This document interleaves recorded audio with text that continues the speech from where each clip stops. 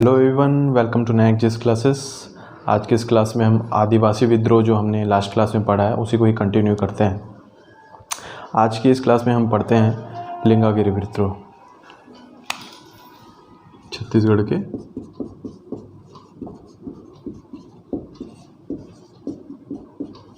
आदिवासी विद्रोह।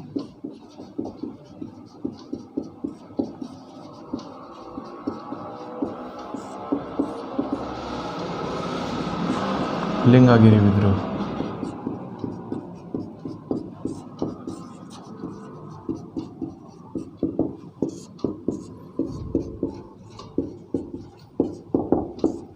अठारह क्या हुआ था लिंगागिरी विद्रोह में? हम जानते हैं कि भारत में 1857 में क्रांति हुई थी, महान क्रांति थी। उसे ठीक एक वर्ष पहले बस्तर में लिंगागिरी विद्रोह हुआ था, इसलिए इसे हम बस्तर का महान मुक्ति संग्राम भी बोलते हैं। ठीक है, इसे इस नाम से भी जाना जाता है, बस्तर का महान मुक्ति संग्राम। तो हुआ क्या था, अब 1853 में गवर्नर जनरल थे लॉर्ड डलहौजी।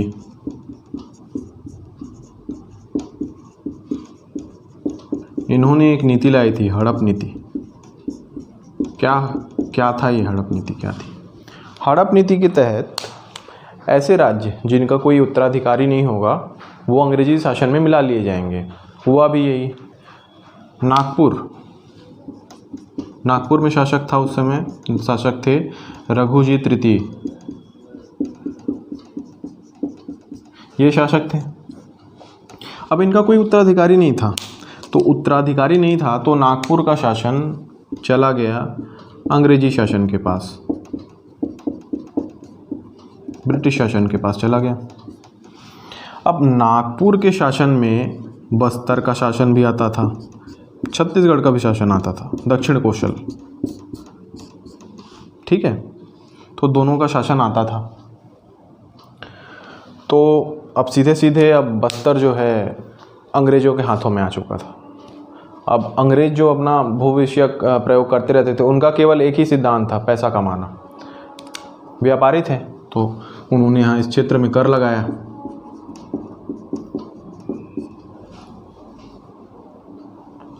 उस समय शासक थे भैरमदेव और दीवान थे दलगंजन सिंह। अब ये तो थे सरकार के अधीन। आदिवासियों ने बढ़े हुए कर को लेके असंतुष्टि जाहिर की और धीरे धीरे ये आक्रोश में तब्दील हो गया और आक्रोश ने विप्लव का रूप ले लिया।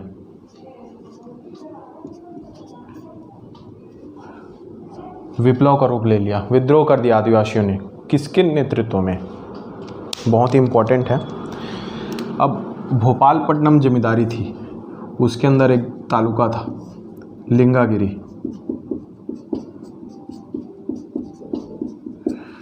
भोपालपट्टनम जमींदारी में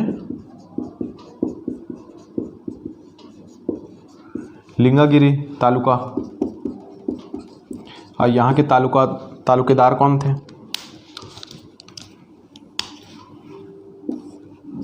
धुरवाराम माड़िया। इन्होंने ही लिंगागिरी विद्रोह का नेतृत्व किया। अब इनके नेतृत्व में सीधा संदेश पहुंचा दिया गया कि बढ़ा हुआ कर नहीं दिया जाएगा। अंग्रेज़ों ने इसे अपनी प्रभुसत्ता के खिलाफ चुनौती मानी और इनके मध्य युद्ध शुरू हो गया। तो 3 मार्च 1856 चिंतलनार में धुरवाराम माड़िया के नेतृत्व में अंग्रेज़ों के साथ युद्ध हुआ। ठीक है, लगभग 8 बजे सुबह से 3 बजे दोपहर तक ये युद्ध हुआ था। इतने लंबे समय तक ये युद्ध चला। अंग्रेजों की तरफ से युद्ध कर रहे थे भोपालपट्टनम के जमींदार। अंग्रेजी सेना साथ में थी, वो इनसे युद्ध कर रहे थे।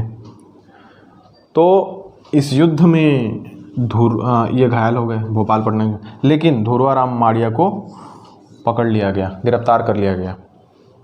ठीक है, 3 मार्च 1856 को ही। अब इनके साथ में सैकड़ों माड़िया औरतों बच्चों को भी बंदी बना लिया गया। जो जो विद्रोह में साथ दे रहे थे सबको बंदी बना लिया गया, गिरफ्तार करके जेल में डाल दिए। और 5 मार्च 1856 इम्पॉर्टेंट डेट है, याद करिए। 5 मार्च 1856 को इनको फांसी दे दी गई। अब इस विद्रोह का महत्व जानिए। अब चूंकि 1857 के ठीक 1 वर्ष पहले हुआ था, और किसके खिलाफ हो रहा था? तो अंग्रेजों के खिलाफ हो रहा था। तो ये बस्तर का अपना स्वाधीनता संग्राम था। इसमें वीर गति प्राप्त हुए थे। किसको प्राप्त हुआ था? धुर्वाराम माड़िया को, शहीद हुए थे। तो गैन सिंह के बाद ये दूसरे शहीद हैं, छत्तीसगढ़ के दूसरे शहीद हैं धुर्वाराम माड़िया। ये इंपॉर्टेंट है इसमें, ठीक है। तो ये था लिंगागिरी विद्रोह। अब हम आगे देखते हैं।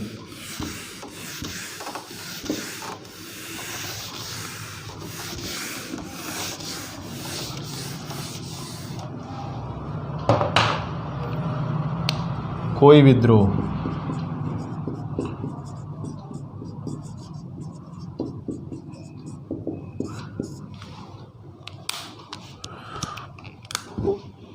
कोई माने क्या?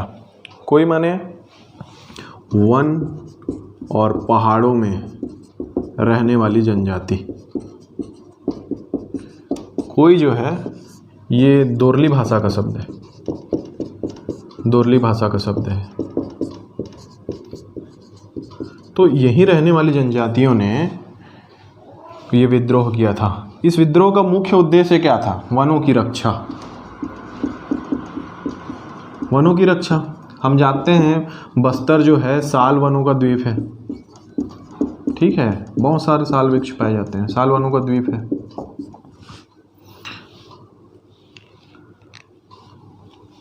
बस्तर के आदिवासियों को अपना जंगल बहुत प्रिय था। जब अंग्रेज इस क्षेत्र में आए तो उन्होंने यहाँ के वन संसाधनों का दोहन करने के लिए उनके सामाजिक, आर्थिक, सांस्कृतिक जीवन में हस्तक्षेप किया, उनके वन में हस्तक्षेप किया, ठीक है। इस वन में पाए जाने वाले वृक्षों की कटाई के लिए एक ठेकेदारी व्यवस्था शुरू की गई।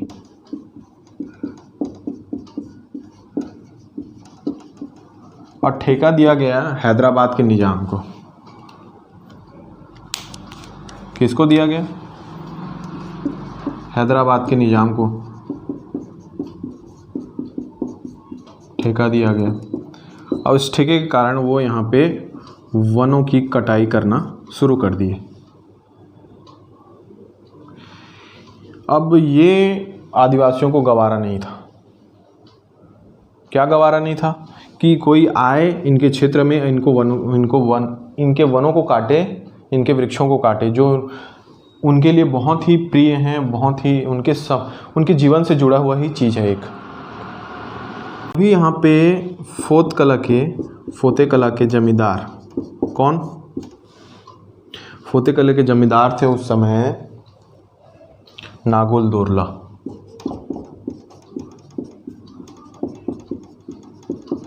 फोत कला के जमींदार नागुल दोरला, इनके नेतृत्व में ये विद्रोह हुआ। इनके साथी थे, 2 और साथी थे इनके। एक थे आपके भोपालपट्टनम के जमींदार और दूसरे थे भेजी के जमींदार। भेजी के जमींदार थे जग्गा राजू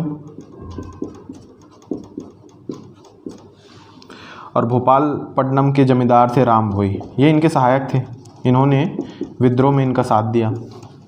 इम्पोर्टेंट नाम है। फोते कला के जमींदार थे नागुल दोरला, इसका मुख्य नेतृत्व कर रहे थे। उनके साथी थे भोपालपट्टनम के जमींदार और भेजी के जमींदार, क्रमशः राम भोई और जग्गा राजू। तो इनके नेतृत्व में, सह नेतृत्व में आदिवासियों ने विद्रोह कर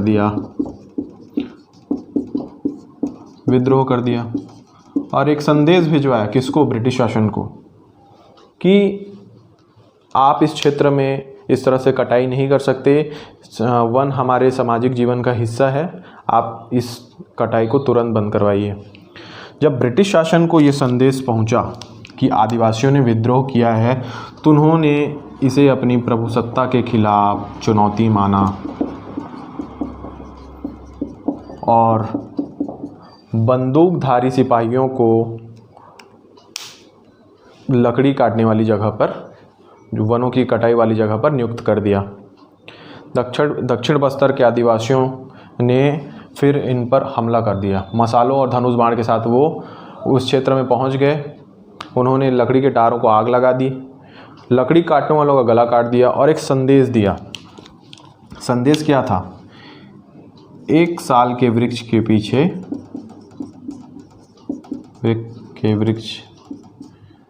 पीछे एक सिर, ये संदेश दिया। अब विद्रोह हिंसक रूप ले चुका था, इसकी दहशत बहुत बढ़ गई थी। इतनी बढ़ गई कि वहाँ जो ठेकेदार थे, निज़ाम, हैदराबाद के निज़ाम, वो वहाँ से चले गए सब कुछ छोड़ के। उस समय सिरोंचा के डिप्टी कमिश्नर थे। कौन था? सी ग्लासफर्ड,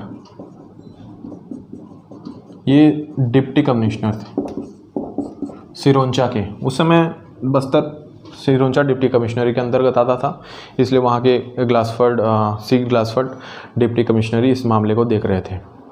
वो भी काफ़ी दहशत में आ गए। उन्होंने आदिवासियों की बात मान ली और अपने सैनिक वापस बुला लिए।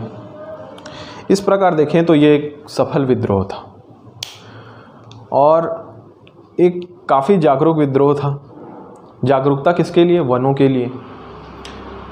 जिन आदिवासियों को हम समाज की मुख्य धारा से अलग मानते हैं, उस समय तात्कालीन समय में आदिवासियों के द्वारा इस तरह की वनों के प्रति जागरूकता बहुत एक अच्छी मानसिकता को उनका दर्शाती है, वनों के प्रति उनकी आत्विक मानसिकता को दर्शाती है। इस प्रकार ये विद्रोह बस्तर का ही नहीं वरन छत्तीसगढ़ का भी अपने आप का एक अनोखा विद्रोह था। तो इसलिए इसकी महत्वपूर्णता बढ़ जाती है कोई विद्रोह की। 1859, ठीक है। अब हम बात करते हैं एक और विद्रोह की, नाम है मूरिया विद्रोह।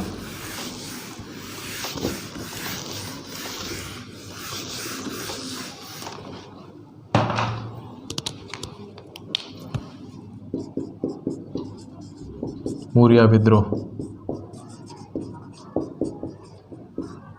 1853 से लेके 1876 तक ये विद्रोह था, चला। मूरिया विद्रोह कोई रातों रात घटने वाली घटना नहीं थी, ये क्रमिक घटनाओं का परिणाम था। 1853 में जब अंग्रेज़ों का एक छत्र राज्य हुआ इस क्षेत्र में, जब सीधे सीधे वो शासन में आए, प्रत्यक्ष शासन में, तो उन्होंने बहुत सारी नीतियाँ लागू की। उनके जैसे कि उन्होंने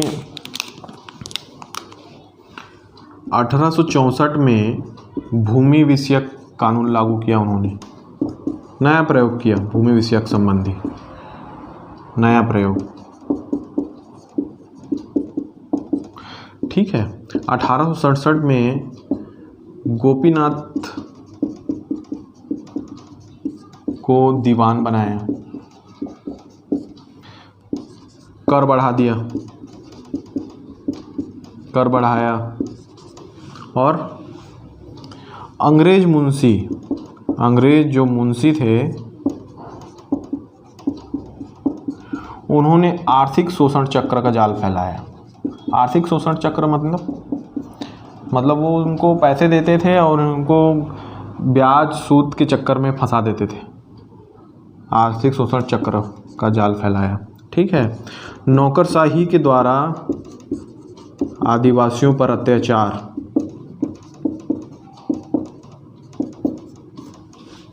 ठीक है। और एक महत्वपूर्ण कारण, फूट डालो शासन करो की नीति। फूट डालो शासन करो, ये अंग्रेज़ों का एक महत्वपूर्ण हथियार था, जिसके आधार पर वो शासन कर रहे थे।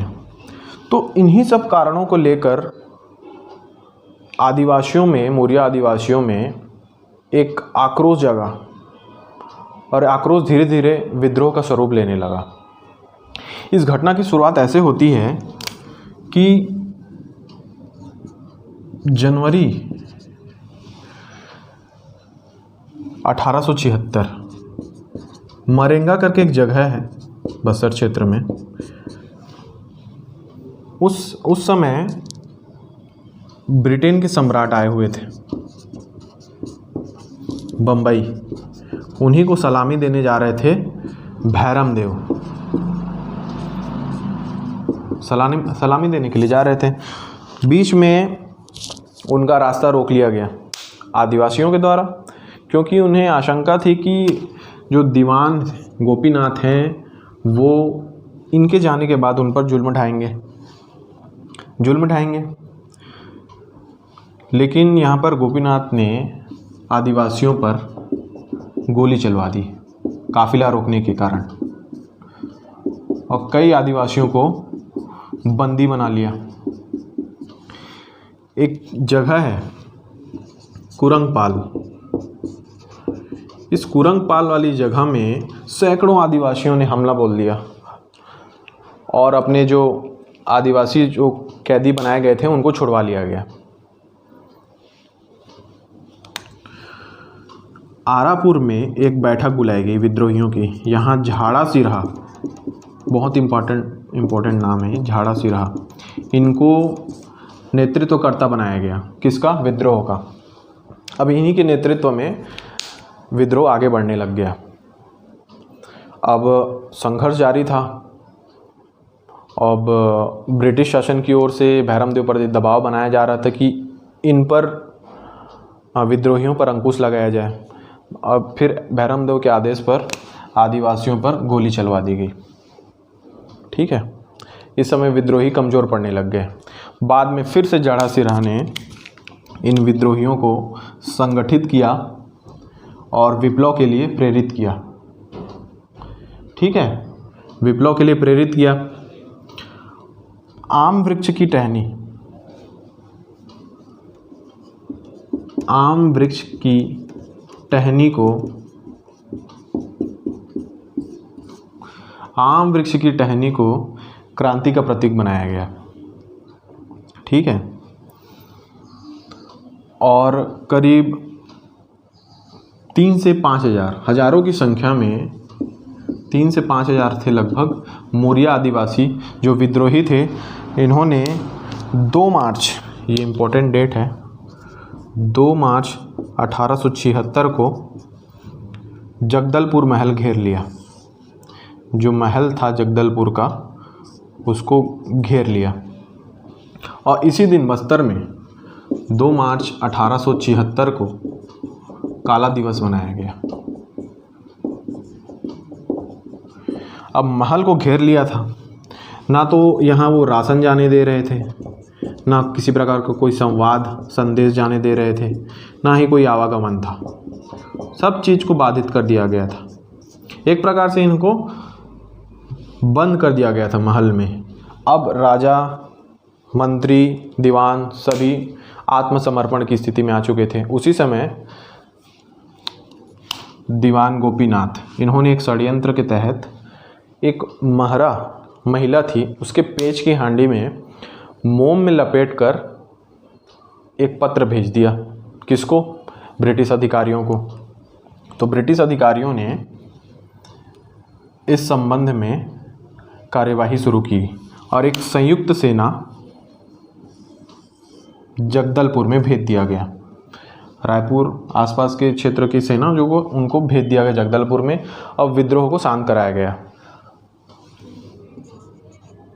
8 मार्च 1876 मुरिया दरबार का आयोजन किया गया। क्या? मुरिया दरबार का आयोजन किया गया। आदिवासियों में जो आक्रोश था उसको शांत करने के लिए, उनकी समस्याओं को जानने के लिए ही ये दरबार आयोजन किया गया था। उसके माध्यम से जानकारी मिली कि दीवान गोपीनाथ जो उन पर अत्याचार करते थे उनको तत्काल प्रभाव से बंदी बनाया गया और सिरोंचा भेज दिया गया, बंदी बना लिया गया। सभी कर्मचारियों का तबादला कर दिया गया। भूमि व्यवस्था, भूमि बंदोबस्त व्यवस्था शुरू की गई। 10 वर्षीय भूमि बंदोबस्त व्यवस्था शुरू की गई। इस प्रकार अनेक प्रशासनिक सुधार किए गए और एक प्रकार से कह सकते हैं कि एक सफल विद्रोह था। क्यों था? क्योंकि इसमें आदिवासियों की विभिन्न मांगों को मान लिया गया था। तो इस प्रकार से एक सफल विद्रोह था मौर्य विद्रोह। ठीक है, तो हम बात करते हैं भूमकाल विद्रोह की। ठीक है,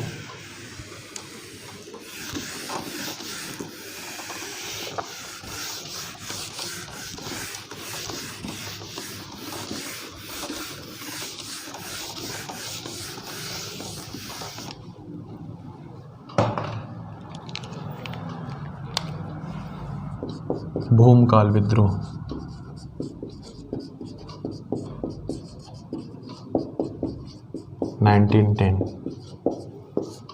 भूमकाल का मतलब क्या होता है? भूमकाल का मतलब होता है भूमि का कंपन। ये बस्तर का बहुत बड़ा एक स्वतंत्रता संग्राम था। मौर्य आदिवासी अंग्रेज़ों को इस क्षेत्र से, विदेशी सत्ता को इस क्षेत्र से भगाना चाहते थे, इसलिए बहुत बड़े स्तर पर आदिवासियों ने इस विद्रोह में भाग लिया था। ठीक है, तो ये था ये भूमकाल विद्रोह। चलिए इसके बारे में और जानते हैं। भूमकाल विद्रोह के बहुत सारे कारण थे। पहला, इस समय शासक थे आपके राजा रुद्र प्रताप देव, शासक थे वो।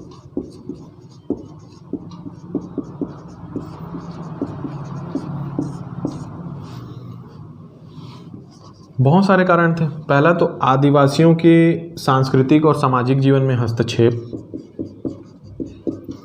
उनके सांस्कृतिक और सामाजिक जीवन में हस्तक्षेप, उनकी प्रथाओं पर, गतिविधियों पर, विभिन्न प्रथाओं पर प्रतिबंध, उन पर अत्याचार, शोषण,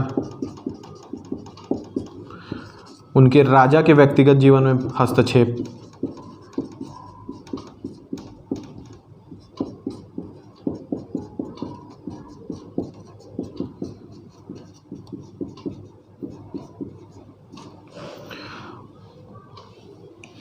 और ऐसे बहुत सारे कारण थे जिन्होंने आदिवासियों को विवश कर दिया कि वे अंग्रेज़ों के विरुद्ध विप्लव करें, विद्रोह करें। अक्टूबर 1909, जगह का नाम ताड़ोकी, यहाँ पे राजमाता सुवर्ण कुंवर देवी, कौन? राजमाता सुवर्ण कुंवर, और दीवान थे लाल कालेंद्र सिंह।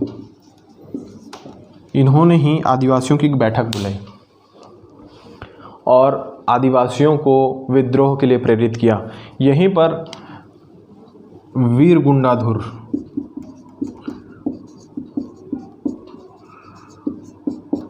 इनको नेतृत्वकर्ता बनाया गया, नेता बनाया गया, विद्रोह का नेता बनाया गया। ऐसे ही और इस क्षेत्र से वीर योद्धाओं को चुना गया विप्लव के लिए। जनवरी 1910, इस दिन नारा दिया गया बस्तर वासियों के लिए है।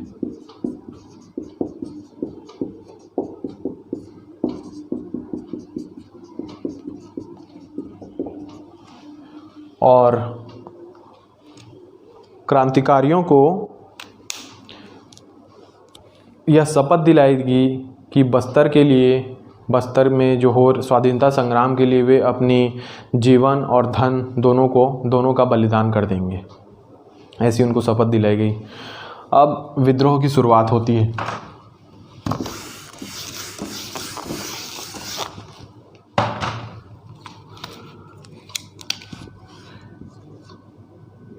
1 फरवरी 1910 विप्लव की शुरुआत। विद्रोही नेताओं ने आदिवासी, जो मुरिया आदिवासी थे, उनको प्रेरित करना शुरू किया कि आप प्रत्येक गांव से, प्रत्येक घर से एक एक व्यक्ति क्रांति में भाग ले। धनुष बाण, लाल मिर्च, आम वृक्ष की टहनी, इस सब को क्रांति का प्रतीक बनाया गया। ठीक है, और भेंट स्वरूप क्रांतिकारियों के पास भेजा गया। इस प्रकार से सभी मुरिया आदिवासी विद्रोह के लिए प्रेरित हुए। 2 फरवरी 1910 पुष्पाल बाजार को लूट लिया। किसने? विद्रोहियों ने। अब डेट आता है 4 फरवरी 1910, इंपॉर्टेंट डेट है, याद करिए इसको। पुष्पाल बाजार। उसके बाद कुकानार बाजार को लूटा गया। यहाँ पर एक व्यापारी की हत्या भी कर दी गई। 5 फरवरी 1910 को करंजी बाजार लूटा गया। ठीक है, 2 फरवरी को पुष्पाल बाजार, 4 फरवरी को कुकानार बाजार, 5 फरवरी को करंजी बाजार लूट लिया गया। 7 फरवरी 1910 जगह का नाम है गीदम। यहाँ पर एक सभा आयोजित की गई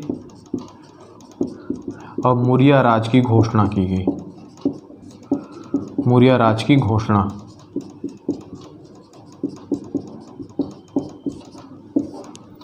ठीक है, 7 फरवरी को गीदम में मुरिया राज की घोषणा की गई, सभा आयोजित करके।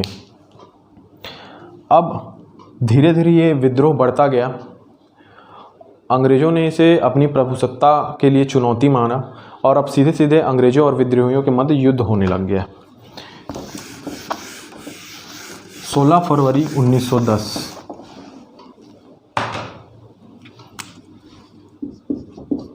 16 फरवरी 1910 इंद्रावती नदी का खड़ग घाट। ठीक है, इंद्रावती नदी का खड़ग घाट। यहाँ पर हुंगा मांझी, नाम याद रखिए, हुंगा मांझी के नेतृत्व में विद्रोहियों ने अंग्रेज़ों से लोहा लिया और एक बहुत ज़बरदस्त संघर्ष हुआ। इस संघर्ष में विद्रोही पराजित हो गए।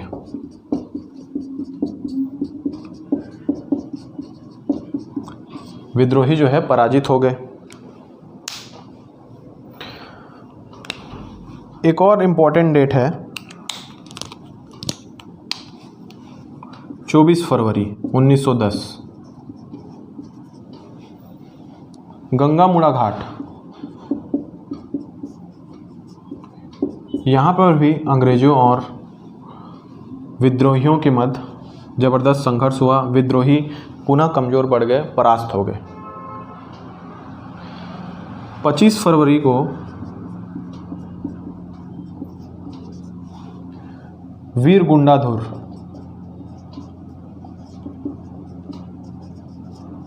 गुंडाधुर के नेतृत्व में, कहाँ? तो डाफ नगर में